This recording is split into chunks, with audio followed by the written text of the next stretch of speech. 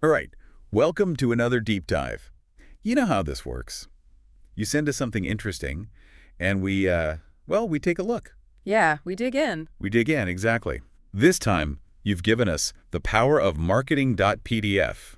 Catchy title, huh? It is, yeah. It really gets to the heart of what we're looking at here. Which is, and this is for you, dear listener, Yeah. how marketing can sometimes, well, kind of overshadow the actual quality of the product. We've got some pretty interesting case studies to unpack, so buckle up. Yeah, some real eye-openers in this one. The author kicks things off, with this kind of skeptical view of marketing. They even quote that old saying, half the money I spend on advertising is wasted. The trouble is I don't know which half.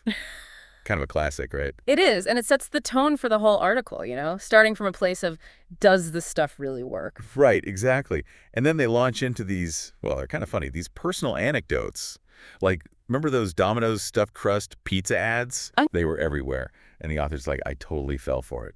Just bombarded with the same message over and over again. It's that constant exposure, right? It wears you down. Totally. And then there's this whole thing about Chick-fil-A in college. Yeah. The author would drive like 30 miles just to get their fix. Brand loyalty at its finest. Or, maybe marketing at its finest. Makes you think, right? Like, how much of our decision-making is actually influenced by these campaigns? It's a good question.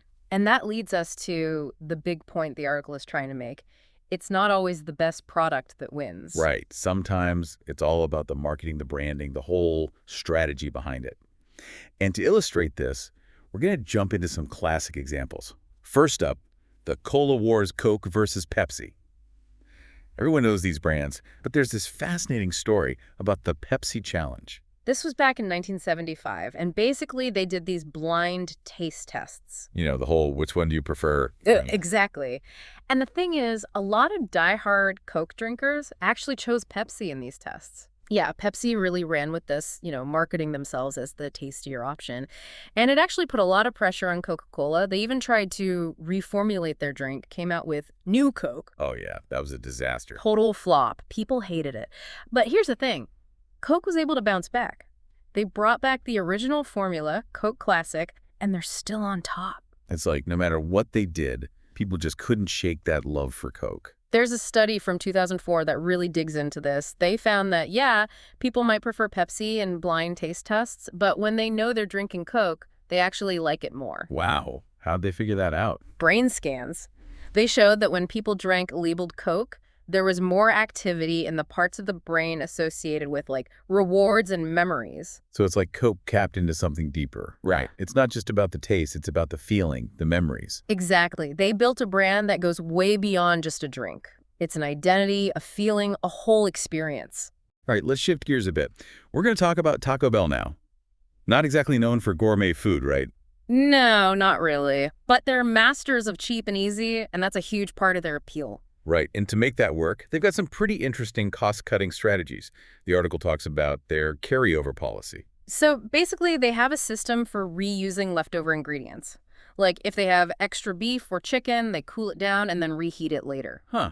That's, well, it's efficient, I guess. It is, and it keeps their costs down, which means they can keep their prices low and still have money left over for marketing. And speaking of marketing, let's talk about the Doritos Locos Tacos. Oh, yeah, taco shell made out of a Dorito. That's marketing genius right there. Pure genius. And the author points out it's not like they reinvented the taco, right? No, it was just the same old Taco Bell fillings, but with a different shell. But the novelty of it, the partnership with Doritos, it created this huge buzz. I mean, the author admits they went back multiple times just to try all the different flavors. I get it. It's like, you gotta see what the hype is about. Exactly. And the hype was real. It was the most successful product launch in Taco Bell's history. They sold over 200 million of those tacos in less than a year. So it's not always about the best ingredients, right? Sometimes it's about a clever idea, a catchy campaign, and knowing how to get people talking. Taco Bell nailed it. Okay, now for a bit of a different example, we're going to talk about Tucker Max. He's a bit of a controversial figure, known for his, well, let's just say his humor is not for everyone. Yeah, he built his brand on being outrageous and offensive. But the article focuses on his marketing strategy, which was actually pretty brilliant, even if it was, a little questionable ethically. They had a limited budget, so they decided to go for shock value. They basically engineered controversy to get free publicity. They planted these crazy stories with the media, ran offensive ads, even vandalized their own billboards. The goal was to get people talking, and it worked. They got boycotted, they got protests, they were all over the news.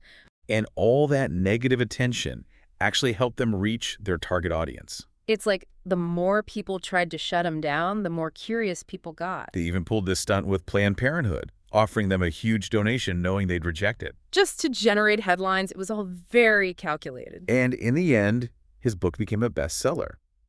So it's a bit of a messed up example, but it shows how even negative attention can be used to sell products. It's a risky strategy, but it definitely worked for him. All right, let's move on to something a little sweeter. We're going to talk about Oreos, specifically Double Stuf. The classic Oreo, America's favorite cookie. But there's a bit of a marketing trickery going on here. When Double Stuf came out, they marketed it as having twice the filling. Which sounds like you're getting more, right? More cream, more deliciousness. Exactly. But here's the catch. Because those cookies are thicker, they actually put fewer cookies in the package. So you're technically getting less cookie for your money. But the marketing is so effective that people don't even realize it. They think they're getting a better deal because it's Double Stuf. It's a clever way to make people feel like they're indulging while actually saving money on production. It's all about the perception, right? Then you think you're getting more, even when you're not. They've successfully created the illusion of value. Right, last but not least, we're going back in time to the tech world of the 80s. We're talking Betamax versus VHS. This is a classic example of how a better product can lose to a better marketing strategy. Back then, Betamax was actually the superior technology. It had better picture quality, better sound, everything. But VHS ended up winning the format war. How did that happen? JVC, the company behind VHS, made some smart moves. First, they focused on recording time.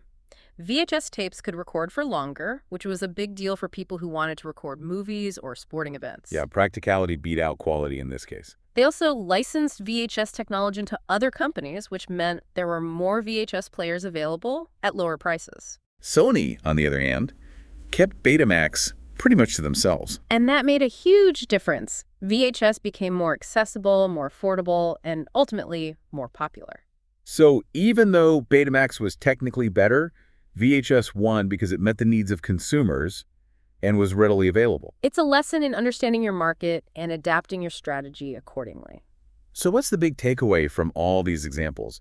It seems like perception really is everything in marketing. Absolutely. Whether it's selling a feeling, creating hype, leveraging controversy, or simply making people think they're getting more than they are, it's all about shaping how consumers perceive the product. And it's a reminder that our buying decisions aren't always rational. We're influenced by emotions, branding, convenience, all sorts of things. Even an average product can become a success with the right marketing strategy. It makes you wonder, right, how much of what we buy is actually driven by the quality of the product versus the effectiveness of the marketing? It's a question worth asking yourselves. Well, that's about it for our deep dive into the power of marketing. Thanks for joining us. And as always, we leave you with something to think about. Look around at the products and brands you use every day. How much of your loyalty is based on actual quality, and how much is influenced by the marketing you've been exposed to? It's a fascinating thought, isn't it? Until next time, keep exploring and keep questioning. And keep those interesting sources coming. We'll be here, ready to dive in. Absolutely.